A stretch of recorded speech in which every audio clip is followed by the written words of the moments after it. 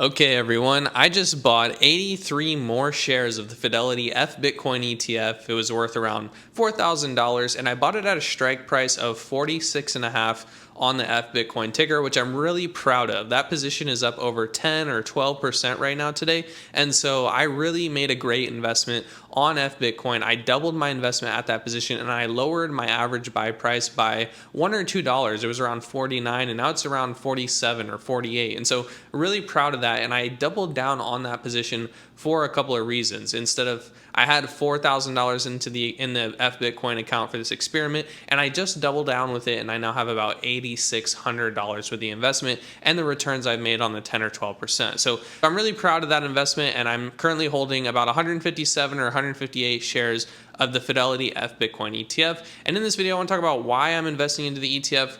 Where do I think Bitcoin and the ETFs are going? And what is my ultimate goal? What do I plan to do with this money? And should you consider possibly buying into the FBTC ETF or into any Bitcoin ETFs, right? I hear all the time the ETFs are ruining decentralization of Bitcoin. They're ruining this. They're fake versions of Bitcoin, which they are. They're not real Bitcoin. It's Bitcoin that is custodianed by the large entities. And I own a share of that whole ETF, right? That's how ETFs work. And so they're not like having Bitcoin in a wallet, but they're so easy. They're so simple. They're so clean and seamless, and it works in my brokerage. And it's a very, very simple way I think a lot of Americans or a lot of people in the world could get into the Bitcoin ecosystem. And I do think it does have a positive effect on what Bitcoin does this cycle price wise. So as we get more people in with these ETFs, more larger institutions in with the ETFs, Bitcoin has a higher potential price in the future because of more inflows. You're not going to get to a $10 trillion asset, $100 trillion asset and compete with some of the largest sectors in the world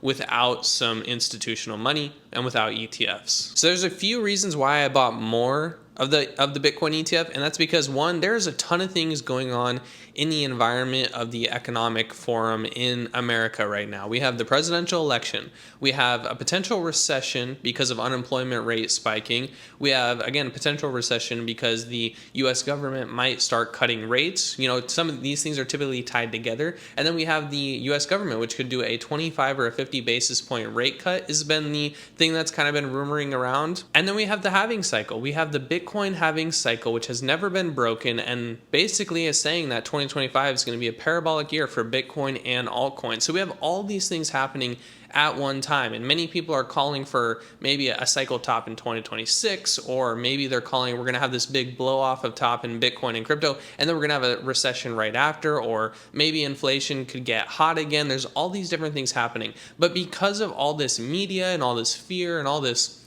inquisition and lack of confidence by investors, I took it as a message to myself, like, this is the time I want to buy, because typically Bitcoin will go through these cycles where we get a little bear trap and people think that Bitcoin's going to do something crazy. When I was making this decision to buy more of the Bitcoin ETF, one, I got a little bit of a stock investment at work, so I was able to just sell some stock, and I got some more money, some free cash I could use. I wanted to do something safe with this and either put it in the S&P 500 or put it into crypto, and so I wanted to put it into crypto, into the Bitcoin ETF, because I want to outpace my S&P 500 returns, and I want to be able to use that money kind of like as a savings account, like a Bitcoin ETF savings account, really liquid. I can sell it at any point in time, but it also just gives me the ability to kind of turn my 8K into maybe like 16K instead of putting in the S&P 500 and turning 8K into like 10K, right? Which is still a great return. I just want to speed it up a little bit while I'm younger and can take the risk. And so with all these things happening, with my personal situation, with the economic situation, with all the rumors that are happening,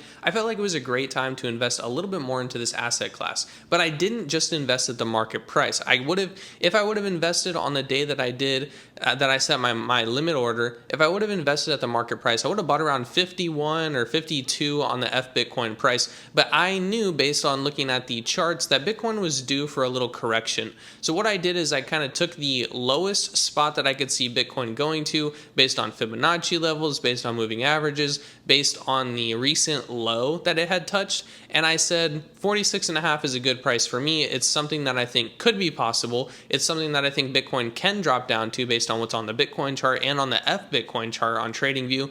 And then I also think that that's a price I would be comfortable with. It's just like buying used cars. When you're buying buying stocks, when you're buying crypto, it's like buying a used car. You want to walk away feeling like you made a good decision and you bought at a good price. So many people are buying crypto or buying stocks or buying things, and they're willing to pay double what the last guy paid, but you'd never do that with a used car. So think about buying crypto and buying stocks like buying used cars or buying houses. You want to get the best price, a price that you're comfortable with. And so you usually talk people down. What I was doing by putting the buy order at 46.5, I was talking myself down, talking the stock down, and I was like, hey, if you come down here, I'm ready and willing to buy and double my position. And I put the buy order, I forgot about it, and then it did hit within like 2 days, and so I've doubled my position. And that's why I decided I wanted to buy, and that's the scenario I wanted to build for myself. And that's frequently how I do these things. You might be saying, well, it's impossible to time stocks and time TA and all this stuff, which, you know, it can be kind of tricky, but if you really zoom out on your time frames, get out to the weekly, get out to the monthly on Bitcoin. You can't do it on the FBitcoin chart, but you get zoomed out on the Bitcoin chart and see what's it going to do. Then you go into the FBitcoin chart and kind of get closer in with the daily. You can really make a good decision on where a range of something good to buy would be at. So for me, that was 46.5.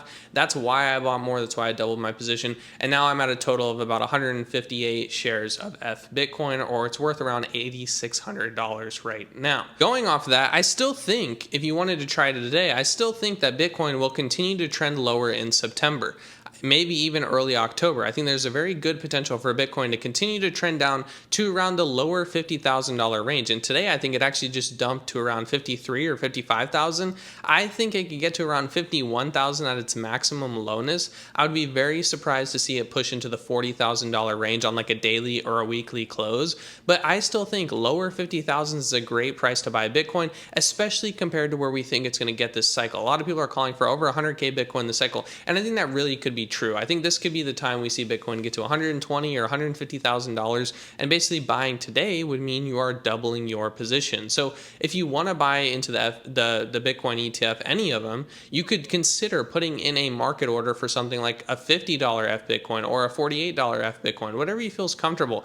Or you could just market order right now or set a DCA, but I think now is a perfect time to be buying the ETFs based on what's going on in the market, what's going on in the economy, and what the price of Bitcoin is doing. I think we all know that Bitcoin is going to keep going up in 2025, especially if we're lowering interest rates, especially if the Bitcoin cycle continues, especially if, you know, certain people get elected or something, right?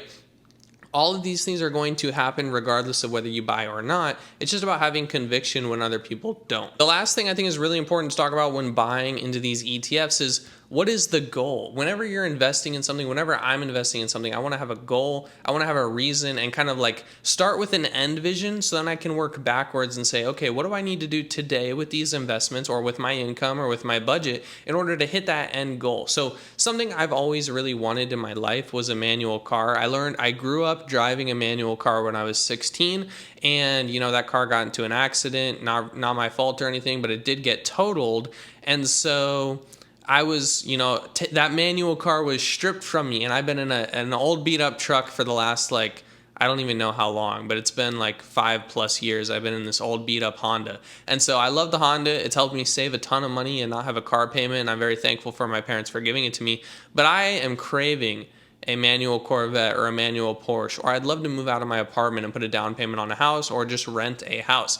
And so the goal for my investment into this ETF is, one, be able to buy something very easily that I can get in and out of very easily, with lots of liquidity, which the Fidelity Bitcoin ETF and the iBitcoin, like the BlackRock ETF, do. They have a lot of liquidity and a lot of people ready to buy at the moment. They're also directly in my brokerage, so I can just buy it and sell it within the day. And no, it's not 24/7 like crypto, but these markets are regulated and there's a lot of good things going for the ETF, much like it's FDIC insured, right? It's got all these things going for it that my brokerage backs me up on. And so that makes me feel good, makes me feel safe. And I think it's a great way for me to position in Bitcoin outside of my other crypto investments. Lastly, with this vision of what I have for the Bitcoin ETF is, if it's going to go to over 100K, I want to have a part of that action. I'm younger, I'm in my upper 20s, and so I want to be doing things that gets me access to more risk outside of the S&P 500. In my work life, I do a lot of 401k investing. In my personal life, I do a lot of after-tax S&P 500 investing, and then I also have my crypto position and I have a cash position. And so a part of my crypto position, I want to have safer assets like Bitcoin, and I typically just buy the Bitcoin ETF. And from that, I want to use my Bitcoin ETF position as like a savings account. And so I'm using it as a savings account that has a potential to grow much faster than a 5% high yield savings account. I don't, even if Bitcoin were to go to 20K tomorrow, it's okay. I don't need the money. I don't need the money. I have my big emergency savings that I can tap into anytime if I lose my job or something. I got plenty of good things going over there. So I'm using the Bitcoin ETF as as a high growth savings account that I can use to fund my wealth generating events and possibly get me into a house or get me into a car or get me into more crypto or more S&P 500, or I can rotate all of the Bitcoin gains. Say I turn 8K into 16K, I'll just rotate that and fund my next year, my 2025 or 2026 S&P 500 investments through that. So I want to make this video because everyone in the Bitcoin community will say Bitcoin ETFs are fake, they're ruining Bitcoin. I don't think that's the case. I think the Bitcoin ETFs have a lot of good things going for them. I just doubled my position at 46.5 on FBitcoin, and I think if you're interested in getting into the Bitcoin ETFs, I'd look at either BlackRock's iBitcoin or Fidelity's FBitcoin. I chose Fidelity because I like the self-custody aspect of it, but BlackRock and Fidelity are some of the largest asset managers in the world. They currently are two of the top three largest Bitcoin ETFs, and they have some of the largest volume. So when I'm picking an ETF, I want to be in an ETF that has a lot of volume, a lot of assets under management, and kind of aligns with my crypto values. So BlackRock stores their crypto on Coinbase. Fidelity stores their crypto in a self-custody hardware wallet. So I personally like that. I like hardware wallets. I like that Fidelity's doing that, and that makes me feel safe inside. Okay, so that's what I'm doing. I just doubled my Bitcoin position via the ETF, and I've been happy with my ETF investments. I'd be curious to know if you think that the ETFs are a good or bad way to invest in Bitcoin, but it's just my point of view, and it's what I'm doing, and it's working. And I'm really happy with the position. I think we could possibly see a 100% gain on it over the next year. So that's something I'm really excited to look out for, and I'll keep you updated with more videos. Other than that, really hope you enjoyed the video. See you in the next one.